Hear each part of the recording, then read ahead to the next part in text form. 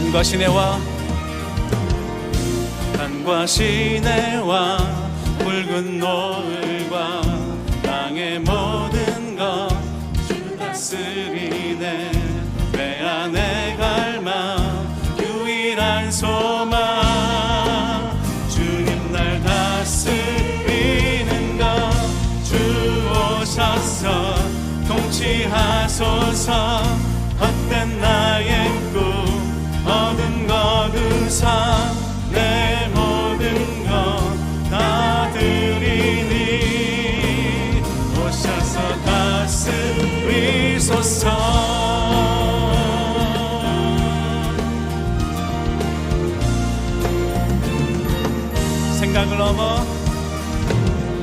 생각을 넘어 모든 말보다 나의 생활이 바라게 하소서. 세상 그 어떤 것보다 소중한 내 주님 다스리소서. 주 오셔서 통치하소서. 헛된 나의 꿈 얻은 내 모든 것 다 드리 오셔서 다스리소서. 오셔서 다스리소서. 주 오셔서 통치하소서. 헛된 나의 꿈 얻은 것 다시 한번 나의 주님 오셔서 다스리소서. 주 오셔서 통치하소서. 헛된 나의 꿈 얻은 거두사 내 모든 것 다 드리 오셔서 다스리소서. 오셔서 다스리소서. 주 오셔서 통치하소서. 헛된 나의 꿈 얻은 거두사 다시 한번 나의 주님 오셔서 다스리소서. 오셔서 다스리소서. 오셔서 다스리소서.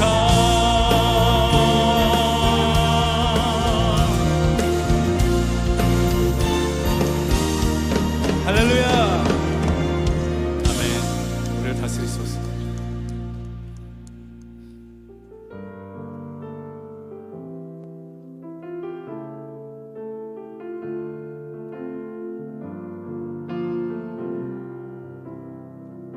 나 주님의 기쁨 되기 원합니다.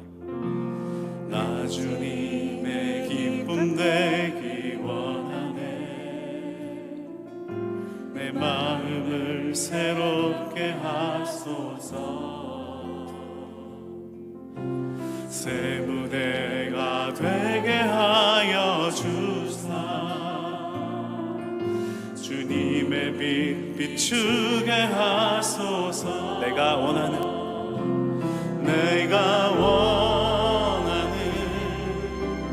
한 가지 주님의 기쁨이 되는 것.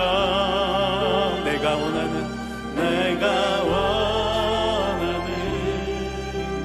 한 가지 주님의 기쁨이 되는 것.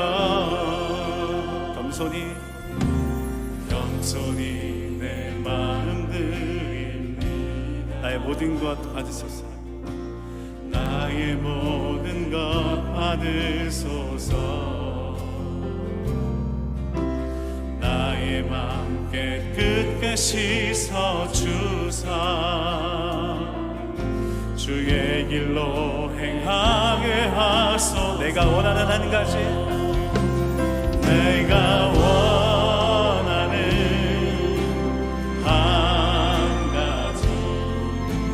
주님의 기쁨이 되는 것. 내가 원하는 한 가지 주님의 기쁨이. 내가 원하는 한 가지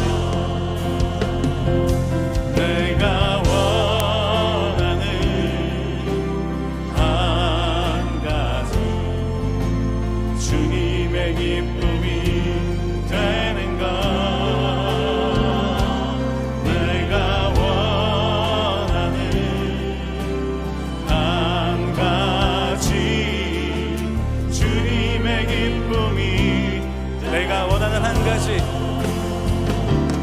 내가 원하는 한 가지 주님의 기쁨이 되는 것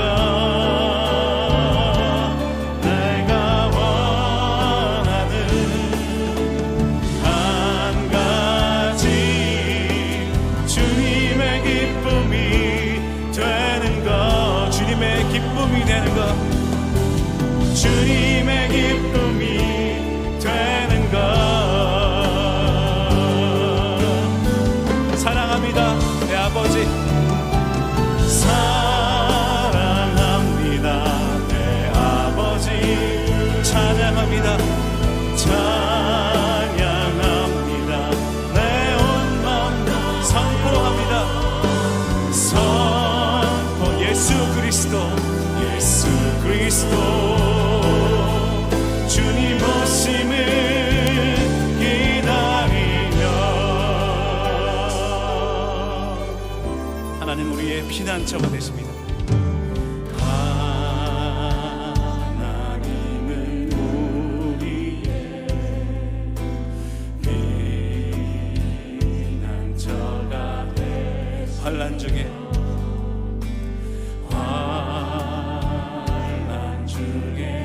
힘과 도움이 되십니다.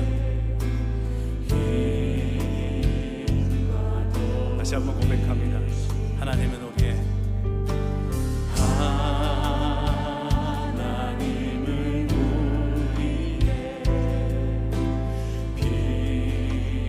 피난처가 되시며 환난 중에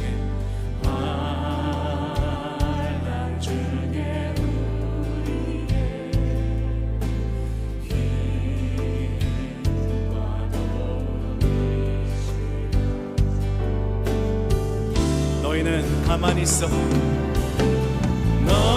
너희는 가만히 있어 주가 하나님 되말지어다 열방과 세계 가운데 주가 높임을 받으리라 하나님 우리의 피난처가 되십니다. 하나님은 우리의 피난처가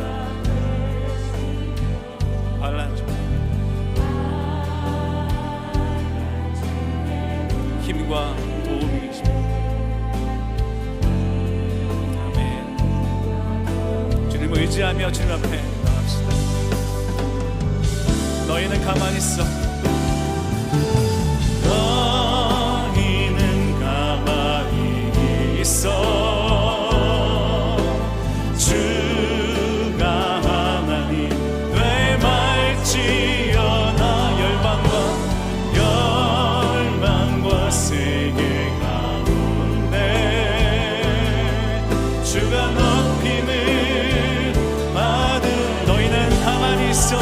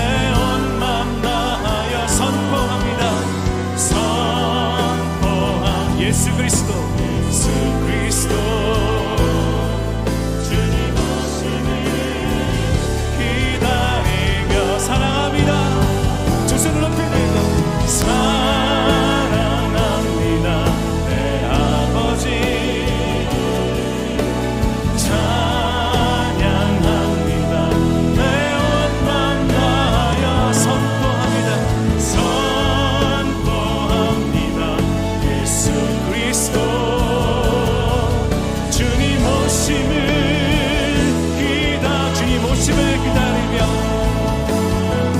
주님 오심을 기다리며 주님 오심을 기다리며 주님 오심을 기다리며 오늘 다스리시는 하나님께 영광의 박수를 올려드립시다. 할렐루야. 에베소서에 보면 하나님께서 교회에 선물을 주셨는데 여러 가지가 있는데 그 중에 목사와 교사를 주셨다라고 적고 있습니다. 그래서 흔히들 생각하기에 목사님도 주셨지만 뭐 주일학교 선생님도 주셨다 이렇게 pastors and teachers 그렇게 해석하기도 하는데 많은 학자들이 얘기하는 이거는 목사와 주일학교 선생님이 아니라 목회자를 얘기하는 타이틀이다 얘기해요. 그러니까 우리가 그냥 편의상 Pastor Kim, Pastor Lee 이렇게 얘기하지만 실은 Pastor and Teacher Kim 이런 뜻이죠. 그러니까 목회자가 교회에 정말로 가르침을 책임 맡은 아주 중요한 자인 것을 이야기하고 그것이 바로 주님께서 교회에 준 선물이다 이렇게 이야기하고 있습니다. 제가 왜 이렇게 말씀을 시작하냐면 오늘 말씀이 이렇게 시작합니다. 여러 가지 다른 교훈에 끌리지 말라라고 이야기합니다. 이 교훈은 뭐 여기저기 방이 붙어 있는 교훈이 아니라 바로 이 강단을 통해서 교회에 외쳐지는 교훈, 티칭을 이야기합니다. 그런데 다른 교훈들이 있다는 거예요. 영어로 보면 strange teachings 혹은 different teachings, 다른 교훈이 있다는 거야. 이상하고 야릇한 그럴싸한 것 같은데 아닌 다른 가르침이 있다는 거예요. 그래서 그런 가르침에 끌리지 말라, 유혹받지 말라라고 이야기하면서 지난주 본문에 뭐라고 얘기했습니까? 너희들에게 하나님의 말씀을 가르쳐 주었던 그 목회자들을 기억하라. 너희를 인도했던 자들을 기억하라. 그 사람을 기억하라기보다 그들이 전해줬던 하나님의 말씀과 하나님의 말씀을 강론한 그 가르침을 기억하라라고 한 것이 얼마나 중요한 교훈이었는지 다시 한번 새기게 됩니다. 우리가 받은 교훈은 은혜의 교훈이라고 얘기해요. 이게 바른 교훈인데 지금 다른 교훈을 보니까 음식에 관한 것이다 라고 이야기하는 거예요. 뭘 먹느냐 이런 것들을 가려 먹는 거. 지금 뭐 유대인들은 아직도 코셔 음식을 얼마나 소중하게 생각합니까? 그것으로 사람을 판단하고 있는데 그런 것이 아니다. 우리는 정말 은혜뿐이 없다. 은혜가 제일이다 라고 이야기하면서 다른 교훈에 different teachings and strange teachings에 미혹받지 말고 끌려가지 말라라고 얘기합니다. 정말 이 바른 가르침을 책임 맡은 저로서는 매일 말씀을 준비하는 가운데 이러한 중체대한 책임의 무게감을 느낍니다. 솔직히 달아나고 싶을 때가 많습니다. 너무너무 힘들어서. 어떨 때는 말씀이 풀리지 않아서 잠을 못 잘 때가 여러 날입니다. 어떤 분들은 그냥 주일날 시간 맞춰서 목사님 오셔가지고 강단에 서면 말씀을 전하는 거라고 생각하고 여기 버튼 탁 누르면 그냥 말씀이 줄줄줄 나온다고 생각하는 분들이 저희 집안에 있는 그 아줌마부터 시작해서 그냥 말씀이 나온다고 생각하는데 그렇지 않습니다. 정말로 힘듭니다. 왜요? 바른 가르침을 못하면 그 심판이 얼마나 크겠습니까? 바로 그 일을 저에게 맡기셨으면 하니까. 베델교회 이 바른 교훈을 위해서 저에게 맡기시지 않았습니까? 이거를 위해서 그 무게감을 가지고 매일매일 이 강단에 서게 되는데 이 다른 교훈이라고 얘기할 때 쉽게 얘기해서 아전인수격으로 자꾸 말씀을 다리 받는 분들도 있고 심지어는 강단에서도 다르게 설교하는 분들도 간혹 보게 됩니다. 기독교 연구기관 중에 가장 권위 있는 설문조사기관인 조지 버너라고 하는 기관이 있습니다. 거기에서 이 복음주의 교회 성도님들에게 설문을 했어요. 당신은 절대 진리를 믿습니까? Do you believe in absolute truth? 당연하지 않습니까? 우리 성경의 이 말씀이 이게 변함없는 절대적인 진리인 것을 우리는 믿는다고 생각했는데 다른 사람도 아니하고 이런 복음주의 교회 다니는 이단은 빼고요. 복음주의 교회 성도님들에게 설문조사했더니 4명 중에 하나만 절대적인 진리를 믿는다고 얘기했어요. 실은 4명 중에 하나도 아니에요. 정확하게 23%가 나는 절대 진리를 믿는다. 그렇다면 4명 중에 3명은 절대 진리를 안 믿는다는 뜻이에요. 정말로 바른 교훈을 가르치고 이 강단이 이 마지막 때에 더 바로 서야 한다는 이 책임감을 느끼게 됩니다. 예수님 당시부터 예수님은 이미 경고를 하셨어요. 마태복음 보면 거짓 선지자들을 삼가라. 양의 옷을 입고 너에게 나오나 속에는 노략질하는 일이라. 사도 바울은 이런 얘기했어요. 사도행전에 보니까 여러분 중에서도 제자들을 끌어 자기를 따르게 하려고 어그러진 말을 하는 사람들이 일어날 줄을 내가 아노라. 지금 뭐 딴 데다가 얘기하는 게 교회에다가 얘기하는 거예요. 교회 안에 어그러진 다른 가르침으로 미혹하는 자들이 있을 것이다 라고 말씀하고 있는 것이죠. 정신 차리라는 거죠. 그러니까 교회에서도요, 정말 델리게이션이 된 목회자들을 통해서 배워야 됩니다. 그냥 아무나 이렇게 막 가르쳐 준다고 무슨 비법을 배우듯이 고개 뒤밀고 배우시면 안 됩니다. 정말로 바른 교훈을 배워야 하는 이 중차대한 책임이 우리에게 있기 때문에 그렇습니다. 그래서 사도 바울은 갈라디아에서 이런 말씀을 전했어요. 니같이 속히 떠나 다른 복음을 따르는 것을 내가 이상히 여기노라. 이 교회 성도님들이 아니 좀 믿음에 잘하는가 했더니 이상하게 다른 복음을 향해서 쫓아가는 일들이 일어나는데 정말로 이상하다는 거예요. 그러면서 이렇게 얘기했어요. 다른 복음은 없나니 다만 어떤 사람이 너희를 교란하여 그리스도의 복음을 변하게 하려 함이라. 야릇하다. 그래서 strange예요. 그럴싸한 것 같지만 짝퉁이라는 거죠. 그래서 이렇게까지 얘기합니다. 너희에게 전한 복음 외에, 사도 바울이 그 교회에 전한 그 복음 외에 다른 복음을 전하면 저주를 받을지어다. 성도님들의 말과 어투는 항상 겸손하고 카인드하고 친절해야 합니다. 그런데 지금 바울이 뭘 얘기하냐면 왜 이렇게 격하게 사납게 심각하게 얘기하냐. 저주를 받을 때 이게 감히 한 말입니까? 성도들이 입에서. 그런데 딱 한 군데 얘기하는데 만약에 다른 복음을 전하면 저주를 받을지어다. 이렇게 이야기를 해야 된다는 거예요. 그만큼 중요하다는 거예요. 바른 교훈을 받는 게 너무너무 중요하다는 거예요. 다른 데서는 이런 얘기 안 하잖아요. 우리 항상 상냥하고 친절해야 돼요. 그런데 천사라도 다른 복음을 전하면 저주를 받을지어다.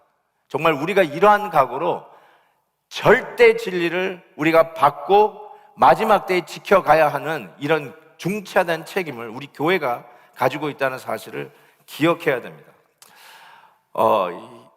히브리서 설교자가 도대체 이 어떤 잘못된 가르침을 배경으로 하고 지금 바른 교훈을 우리가 받아야 된다, 이상한 교훈에 끌려가지 말라라고 하는 이런 말씀을 하고 있는 것일까요? 10절에 보니까 이런 말이 있어요. 우리에게 제단이 있는데, 우리라는 말은 우리 크리스천들, 성도들에게는 제단이 있어요. We have an altar. 그런데 장막에서 섬기는 자들, 지금 예루살렘에 아직 성전이 그대로 아직 무너지지 않고 있다라고 우리가 생각을 하고 있는데, 그 성전에서 지금 섬기고 있는 자들인데 그 사람들은 제단에서, 즉 우리 크리스찬들이 가지고 있는 이 제단에서 먹을 권한이 없다, 먹을 수가 없다, 이런 좀 해석하기 어려운 말씀을 합니다. 그래서 여러분 이 말씀을 좀 잘 들으셨으면 좋겠어요. 어떤 유혹을, 다른 가르침을 당시 성도님들이 받고 있었을까? 이 유대교로 자꾸 돌아오라고 하는 유혹이 있지 않습니까? 그리고 교회가 예수 믿는 것 때문에 핍박을 받고 어려움을 받으니까 다시 유대교로 돌아가야 되겠다 하는 이런 배교제 현상들이 나타날 때 이 히브리 설교자가 그러지 말라라고 얘기하는 거 아닙니까? 그 유대교주의자들이 뭘 얘기했겠어요? 우리는 모세 때부터 가지고 있는 제단이 있다. 너희 기독교인들은 아무것도 없지 않느냐? 지금 이 성전에도 와보지도 못하고 그냥 흩어져서 그곳에 살고 있는데 너희들은 아무것도 없는데 우리는 모세 할아버지 때부터 전통을 가지고 온 제단이 있다. 성소의 제단뿐만 아니라 여러분 제물 가지고 들어오면 그 성전뜰에서 제물을 각을 뜨고 피를 내서 하는 그 제사를 드리는 눈에 보이고 만져지는 바로 그러한 영광스러운 성전의 제단이 우리에게 있는데 돌아와라, 다시 와라 라고 하는 유혹이 있을 때 지금 히브리서 설교자가 뭐라고 얘기해요? 우리에게 제단이 있다는 거예요. 우리에게 눈에 보이지 않지만 우리에게 진짜 제단이 있다는 거예요. 그러면서 이 제단이 어떤 제단일까요? 그럼 우리에게 무슨 제단이 있을까요? 우리가 지금 예배를 드리는데 여기 제단이 어디 있습니까? 우린 제단이 없잖아요. 그래서 지금 무슨 제단을 얘기하는 걸까요? 바로 제물이 되어주시고 각이 띄어주시고 피를 내어주시는 우리 주 예수 그리스도가 제단 아닙니까? 지금 그 얘기하고 있는 거예요. 예수 그리스도가 우리 제단이다.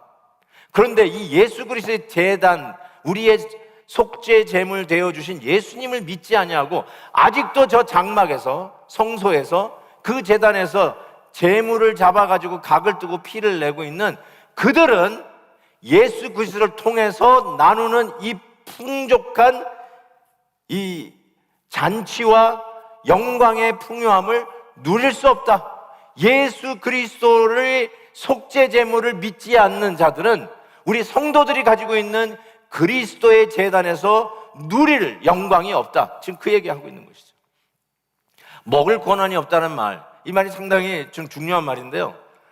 우리가 이 팬데믹 상황 속에서 가장 그리워했던 것이 무엇입니까? 다른 건 우리가 온라인으로 최대한대로 대처를 해보고 뭐 회의도 온라인으로 다 하고 온라인으로 만날 수 있는 거는 온라인으로 만나서 하는데, 그래도 가장 그리웠던 게 뭘까요? 같이 식사하는 거. 이게 얼마나 우리가 그리웠습니까? 그래도 식당을 여니까 식당 가서 한번 식사해 보셨어요? 살 것 같지 않으세요? 사람 사는 것 같지 않으세요? 오늘도 말이죠, 예배 후에 성전 코트에서 우리 예배당 교회 마당에서 성도님들이 3, 3, 5 오러서 커피 드시고 담소 나누는 거 보니까 사는 것 같아. 교회가 살았어요. 여러분 모를 거예요. 이제 텅텅 비어있는 교회 마당에서 주일날 예배 드리고 나갈 때 아무도 없는 그 성전 안에서 예배를 지난 1년 동안 이끌어온 우리 마음은 전혀 모르실 거예요. 모르죠, 여러분. 맨날 그립다고 그러면 저는 목사님 맨날 보는데요. 아주 얄밉게 아침 영상 보면서 나는 괜찮다는 식으로 얘기하는데 얼마나 힘든 건지 몰라요. 근데 만나서 식사하는 거, 이게 교제잖아요. 만남의 복이잖아요. 그런데 지금 뭐라고 해요? 예수님께서도 친히 그러셨어요. 나는 참된 양식이다. 나는 참된 양식이다. 그리고 내 보혈은 참된 음료다. It's a true food and true drink. 뭘 얘기하는 걸까요? 이것 때문에 초대교회 성도들이 마치 사람의 인육이나 먹고 사람 피를 마시는 무슨 야만인같이 오해를 받은 적도 있었지만, 성만찬하는 거, 우리가 성금요일날 이 현장에 오시는 분들에게 성찬식을 하겠다고 그랬는데 뭘 하는 것이죠? 그리스도 안에서 누리는 만족감 아니에요? 그리스도의 교제의 풍성함을 우리가 먹는 것으로 이야기하지 않습니까? 요한계시록에 보면 예수님께서 라오디아 교회, 제 마지막 교회죠, 라오디아 교회 이렇게 얘기했어요. 내가 문 밖에 서서 문을 두드리노니 누구든지 내 음성을 듣고 문을 열면 나는 들어가 그로 더불어 먹고 그는 나로 더불어 먹으리라.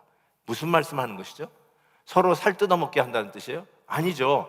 그리스도 안에서 누리는 영적인 풍요함과 함께 예수 그리스도의 중요한 교제, 그 교제 속에 누리는 이 영적인 양식을 우리가 먹는 거죠. 정말로 우리가 떡으로만 살 것이 아니라 하나님의 말씀으로 산다고 그리스도 안에서 누리는 이 말씀의 양식 속에 누리는 풍요함이 얼마나 귀한 것입니까?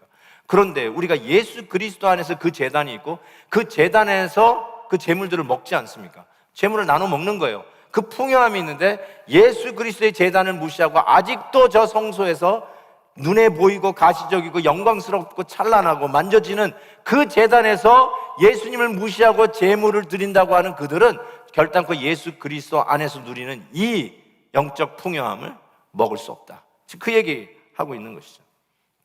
그러면서 이 히브리 설교자가 욤키포르, 속죄일에 대한 이야기로 넘어갑니다. 이 이야기를 하고 속죄일 얘기를 해요. 보세요. 11절 보면 이는 죄를 위한 짐승의 피는 대제사장이 가지고 성소에 들어가고 그 육체는 영문 밖에서 불사름이라. 이 영문 밖, 캠프 밖이란 뜻이에요. 캠프, 여러분 텐트를 치잖아요. 텐트를 치면 텐트 밖이 영문 밖이에요. 출애굽 당시 여러분 기억나시죠? 성막이 있고 그 다음에 사방팔방으로 12지파가 쫙 텐트를 치고 거했습니다. 그게 영문이에요. 캠프예요, 캠프. 근데 캠프 밖에서 제물을 불태웠다는 거예요. 이것이 바로 정확하게 속죄일, the day of atonement, 욤키포르. 유태인들은 지금도 이걸 지키죠. 이 속죄일날 드리는 제사를 정확하게 이렇게 했어요. 그러니까 속죄일 이야기를 지금 히브리서 설교자가 이야기하고 있는 것이죠.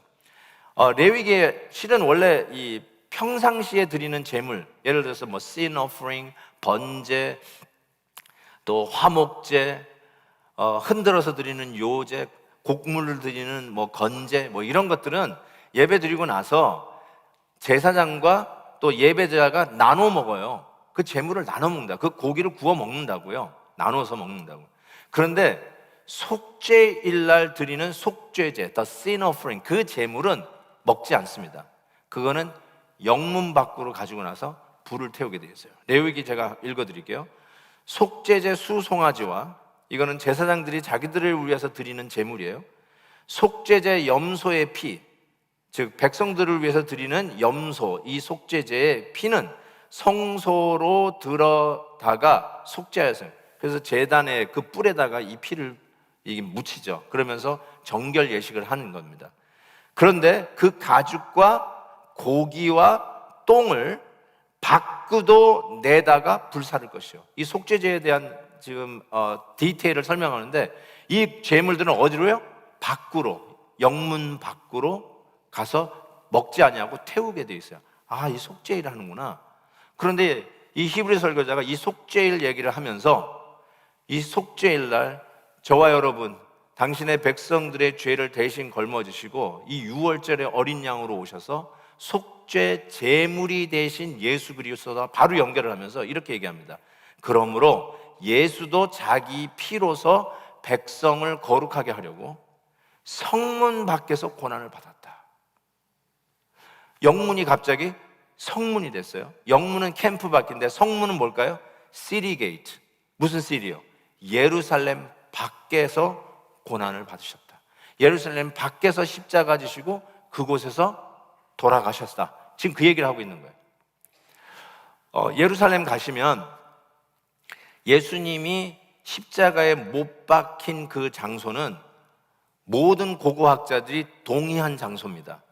예수님이 뭐 가야바 법정에서 재판을 받은 곳, 뭐 여러 가지 그런 장소들이 추측되는 장소들이 있잖아요. 솔직히 뭐 예수님이 그 고난 받으면서 걸어갔던 돌로로사, 그것도 아직도 디베이트이거든요. 정확하게 이 코스로 예수님이 십자가 지고 올라가셨냐, 그 루트는 아직도 디베이트예요, 솔직히. 그런데 예수님이 못 박힌 장소는 not debatable, 거기에요. 근데 그 골고다 십자가 예수님이 못 박힌 그 현장에 기념교회가 세워졌어요. 그 현장을 아예 덮어 씌웠어요, 교회가. 그게 바로 성묘교회입니다. 그 성묘교회 가면 예수님 그 무덤까지도 들어가는 길이 다 있잖아요.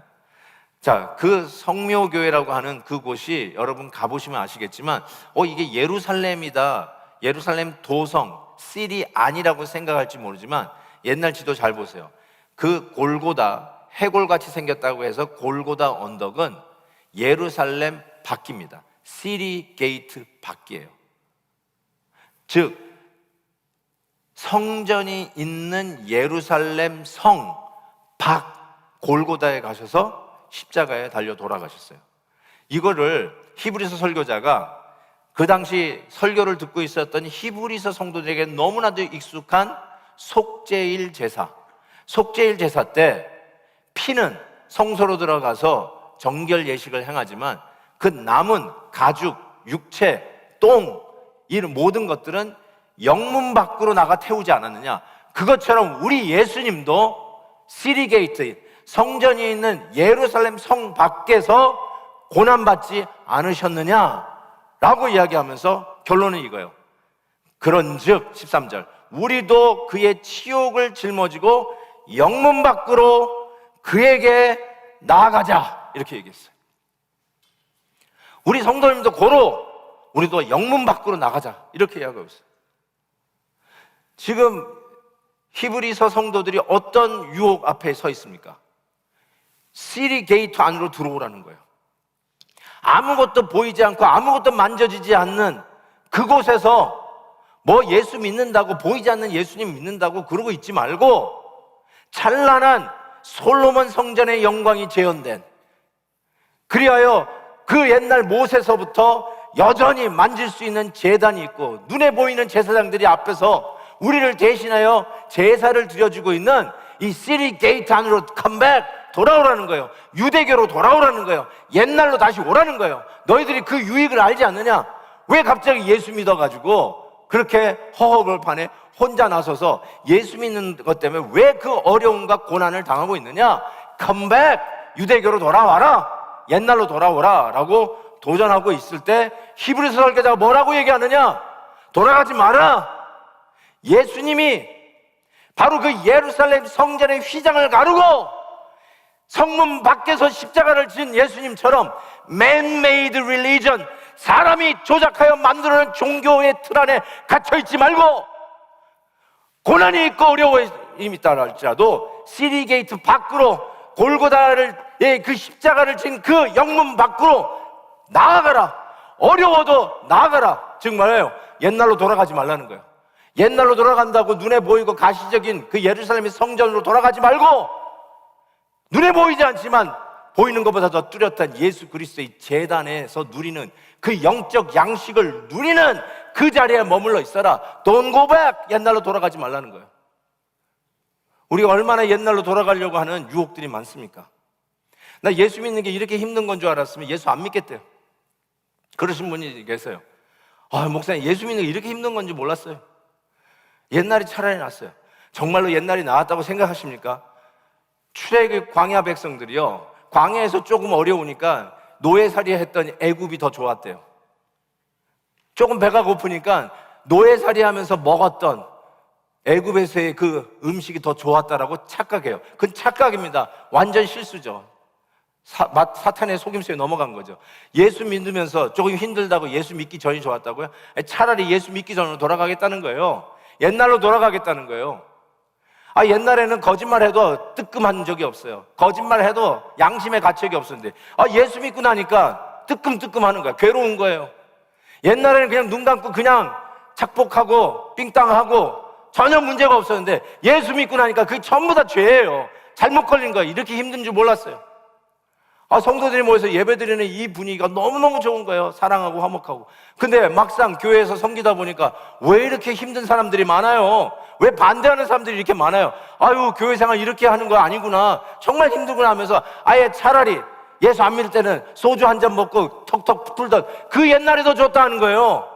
그러면 자꾸 옛날로 돌아가려고 그래요. 옛날 생활이 좋고 내 마음대로 살던 세상이 좋고 내 마음대로 말하고 내 욕심대로 살던 그 생활이 더 좋다고요? 뭐라고 그래요? 예수 믿는 게 힘들다고요? 우리의 죄를 걸머지시고 치욕도 짊어지시고 영문 밖에 나가 십자가를 지셨던 예수님처럼 성도 여러분들이요, 옛날이 좋았다고 하는 가머니슬에 속지 마시고 사탄의 유혹에 넘어가지 마시고 고난스러워도 예수 믿는 이 믿음을 지키기 위해서 여전히 우리도 예수님처럼 영문 밖으로 나가자. 옛날로 돌아가지 않겠다. 옛날 예루살렘 성전으로 돌아가지 않겠다. 우리는 예수 그리스도가 제단이다. 예수 그리스도가 나의 성전이다. 바로 그런 신앙을 가지고 어려워도 믿음을 지키며 가자라고 히브리 설교자가 힘줘서 설교하고 있는 것입니다. 생각해 보세요. 얼마나 비아냥거렸을까요? 우리는 예루살렘 성전에 이 아름다운 성전이 있는데 너희들은 뭘 가지고 있느냐? 아무것도 가지고 있지 않고 기껏해야 냄새나고 피로 쪄든 십자가, 그 나무 토막 하나 붙들고 뭘 그렇게 믿음 지킨다고 고난을 받으면서 핍박을 받으면서 생명의 위협을 안고서도 왜 그러고 있느냐? 컴백, 컴백. 그 더러운 피에 쪄든 나무 십자가 던져버리고 예루살렘의 이 성전의 영광으로 다시 돌아와라. 이렇게 유혹하고 있을 때 히브리 설교자가 뭐라고 얘기했냐면, 영문 밖에서 십자가 지신 우리 주님처럼 그 십자가 현장으로 나아가라는 거예요. 십자가 포기하지 말고 십자가 들고 나아가라는 거예요. 어떻게 나아갈 수 있을까요? 오늘 본문 14절에 이렇게 얘기했죠. 우리가 여기에는 영관 도성이 없으므로 장차 올 것을 찾나니. 눈에 보이는 것 같지만 그 영구한 게 아니거든요. 그래서 히브리서 설교자가 믿음장에서 뭐라고 얘기했어요? 아브라함이 그의 아들과 야곱과 함께 장막에 거하였다고 그랬어요. 제가 말씀드린 거 기억나죠? 이민 생활에서 중요한 건 자기 집 장만하는 거 아니에요. 그런데 아브라함이 돈이 없어서도 아닌데 왜 손주 때까지도 텐트에서 살았느냐? 뭐라고 그랬어요? 하늘 도성을 바라봤기 때문에, 진정한 장막을 바라봤기 때문에 오늘 이 땅에서 얼마나 크고 나이스한 집에서 사느냐가 중요한 게 아니었죠. 모세가 그 바로의 궁전에서 차기 대권 주자 아니었습니까? 그럼에도 불구하고 그것을 버리고 자기 백성과 함께 고난을 선택했던 이유가 뭐예요? 저 하늘에서 상 주시는 이심을 바라봅니다. 이게 믿음의 사람들의 모습 아니에요.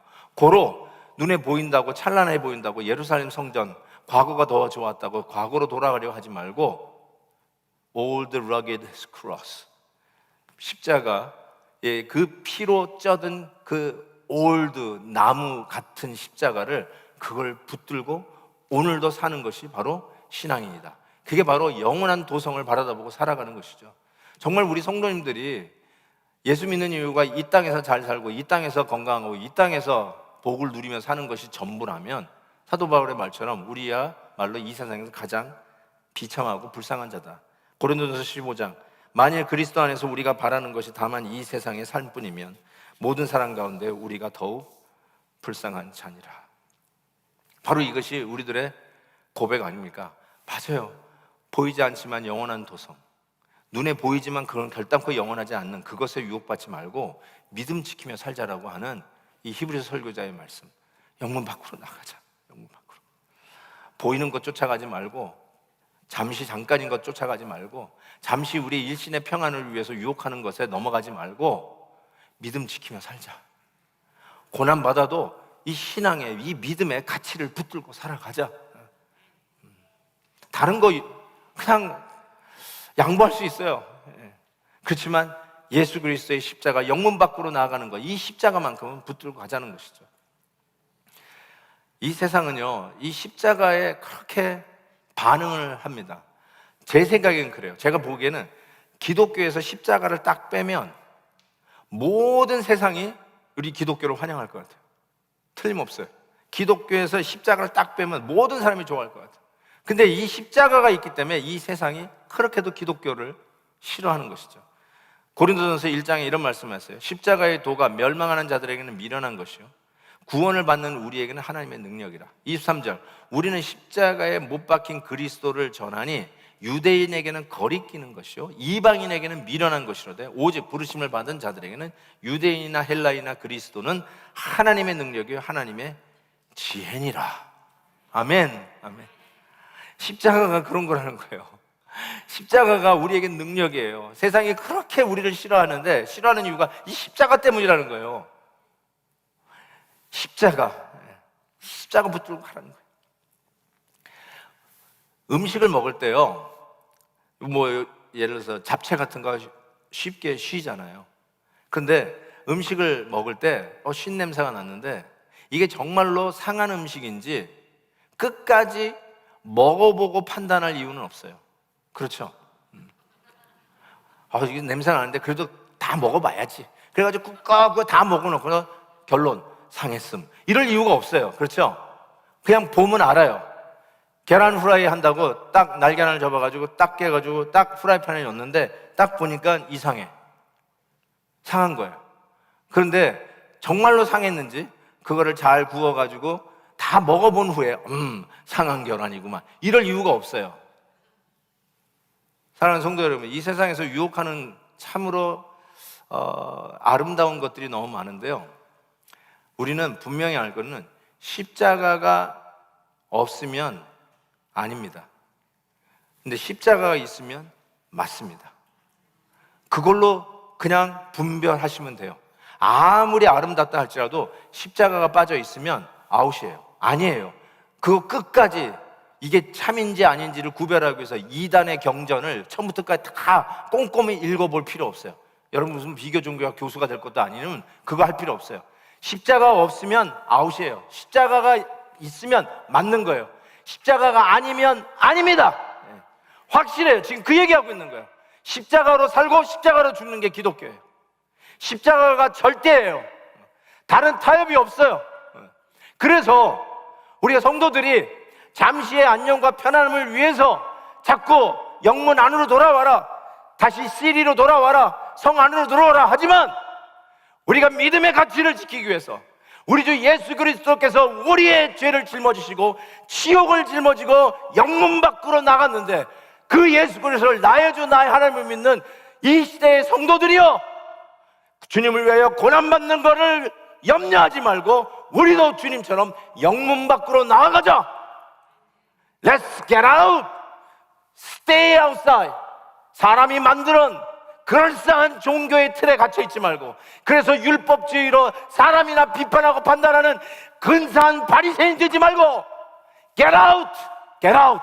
영문 밖에서 우리 주님이 당한 그 고난을 넉넉히 우리도 지고, 오늘 이 시대에 진리를 위해서 십자가, 그 놀라운 우리 주님의 제단, 우리를 위하여 희생제물이 되어주시고 죽어주신 예수님의 십자가 붙들고 끝까지 코로나 숲뿐 아니라 이 코로나 이후에 더 기승할 죄악의 숲을 당당하게 뚫고 가는 이 시대의 하나님 백성 되시기를 주의 이름으로 축원합니다. 사도 바울이 이랬어요. 고린도서 2장 2절, 내가 너희 중에 예수 그리스도와 그가 십자가에 못 박히신 것 외에는 아무것도 알지 아니하기로 작정하였느니라. 됐어요. 십자가 외에 아무것도 이제는 배우지 않겠도 작정했다, 그 뜻이 아니라 십자가, 이것이 가장 중요하다는 거예요. 이거 놓치면 안 된다는 거예요. 십자가 없으면 아무리 맛있어 보여도 먹지 마세요. 상한 거예요. 잘못된 복음이에요. Strange teachings. 이상한 거예요. 십자가, 이거 꼭 붙으셔야 돼요. 우리 주 예수 그리스도의 놀라운 은혜와 영광이 십자가를 붙들고 꿋꿋이 이 시대에도 어렵고 힘들고 손해를 본다 할지라도 타협하지 아니하고 예수 그리스도의 절대 진리, 십자가의 복음을 들고 십자가 복음 끝까지 쫓아가는 사랑하는 주의 백성 되시기를 주의 이름으로 축복합니다.